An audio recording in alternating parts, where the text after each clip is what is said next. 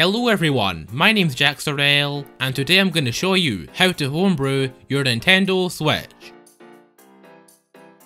Yep, that's right, the day is finally here. We can now access Homebrew on our Nintendo Switches easily, and without having to buy any games. In this video, we're going to load the Homebrew menu and install the Switch App Store, which allows us to download Homebrew apps quickly and easily. The exploit we're going to use in this video works on all firmware versions starting with 4, and works on 5.0.2. But since this is a hardware exploit, will this work on all future versions? Well, we'll just have to wait and see. I'll leave a list of compatible firmware versions down below, as well as some important information, so make sure to read everything if you're having any issues. Before we get started, let's go over what we're going to need.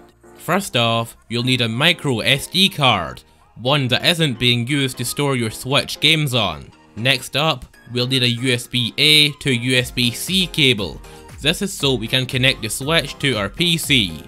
Finally, we'll need a paperclip or a wire of some kind. We need this so that we can boot the Switch into RCM mode. To do this, we have to connect 2 of the pins in the right Joy-Con rail of the console. But now let's get started, and remember to leave a like on this video and subscribe to see my upcoming Nintendo Switch homebrew tutorials. First of all, open up System Settings and scroll all the way down to System. Under System Update, it will display your current firmware version. Make sure that when we're downloading the Homebrew files later, you choose the one which is for your version. While we're in System Settings, you should turn Automatic Software Updates and Share Error Information off. This is just a precaution to stop Nintendo from seeing if you have Homebrew. Now let's turn off our Switch by holding the power button for a few seconds and then selecting Power Off from the Power menu. Before we start with the homebrewing, we're going to need to prepare our paperclip. Start off by bending this side, making it straight.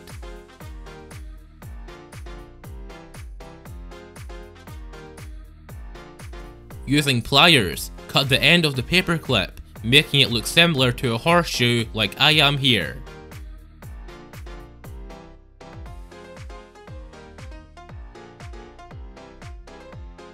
Then bend the 2 ends down slightly. This will put pressure on the pins in the Joy-Con rail, making it slightly easier to get the positioning right.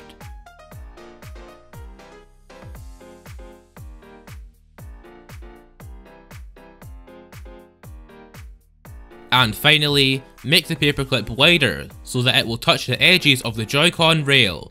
I'm using the handles of the pliers to open it up slightly.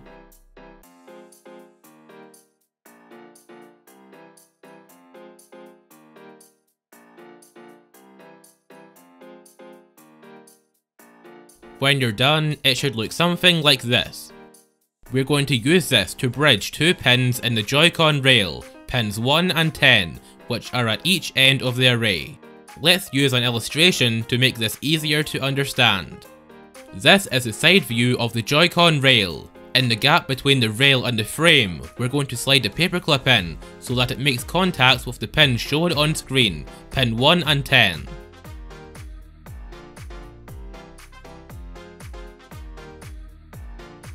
Remember that bridging the pins is difficult and will likely take several attempts to align it correctly. If you want a guaranteed way of bridging the pins, you can buy a Joy-Con Jig. Just slide it in and it works every time. I have one linked below which goes for a low price. Trust me, it makes this much easier and truly puts paperclips to shame. Anyway, go ahead and stick the paperclip in the right Joy-Con rail, making contact with pin 1 and 10. Or preferably, use a Joy-Con Jig. Now we're going to hold the power button and the volume up button for 4 seconds. If the screen stays black, you've successfully entered RCM mode. Or your battery might have died, so you better check that beforehand.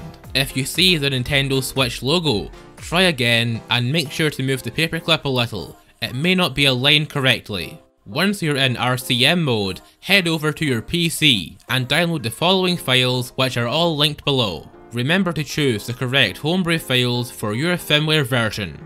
from the first link, download sdfiles.zip and payload.bin. Then download the Homebrew App Store so we can download apps on our Switch later.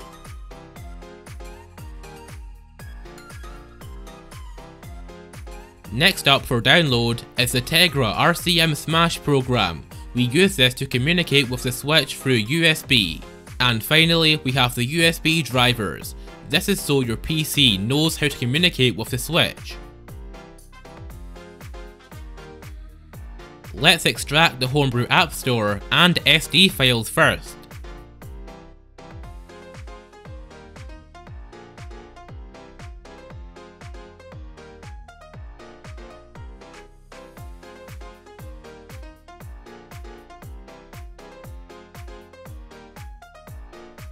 Now over on your clean Switch microSD card, copy the contents of the App Store folder to the root of the card.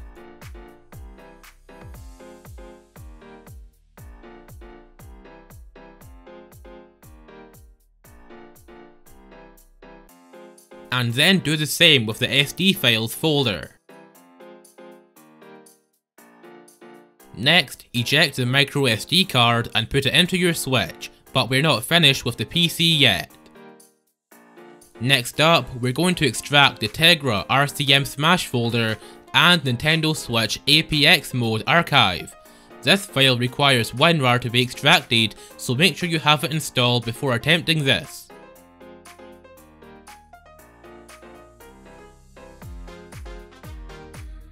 Open up the APX folder and install the Nintendo Switch USB driver.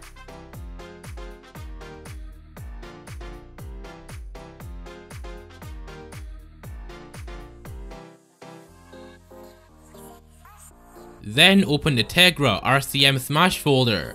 Now depending on your Windows version, select x64 or 132. If you don't know which one to choose x64. This one's your best bet.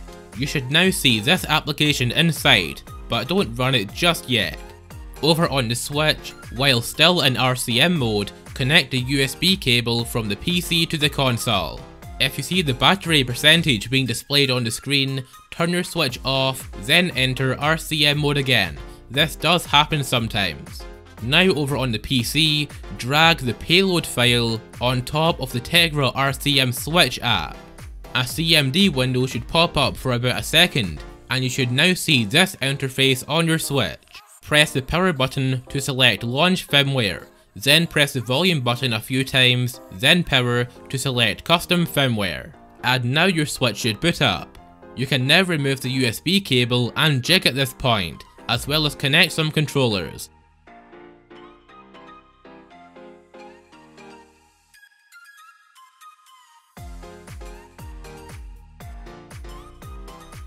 Let's put this on the TV so we can see it better.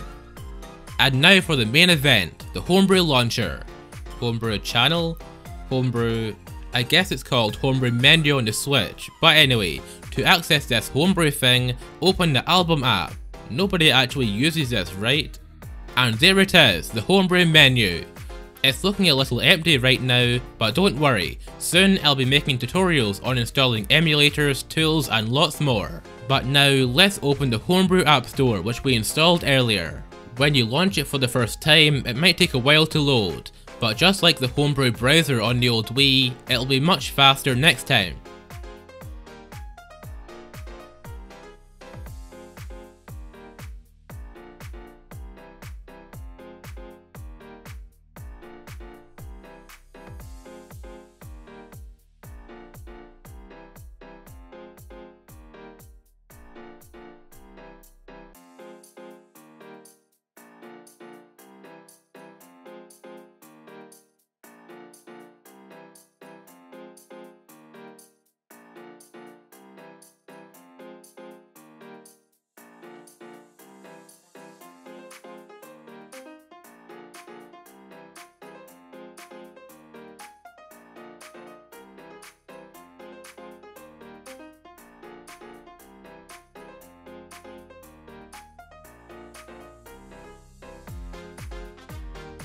So let's see, we have games, emulators, tools, loaders and concepts.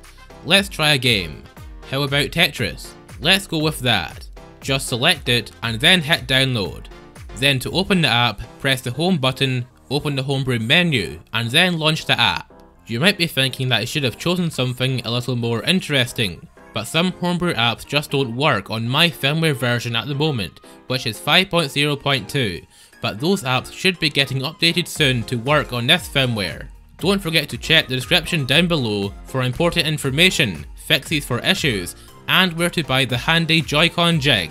Well, that's all for today. My name's Jack Sorrell, and I hope you enjoyed my first ever Switch Homebrew video.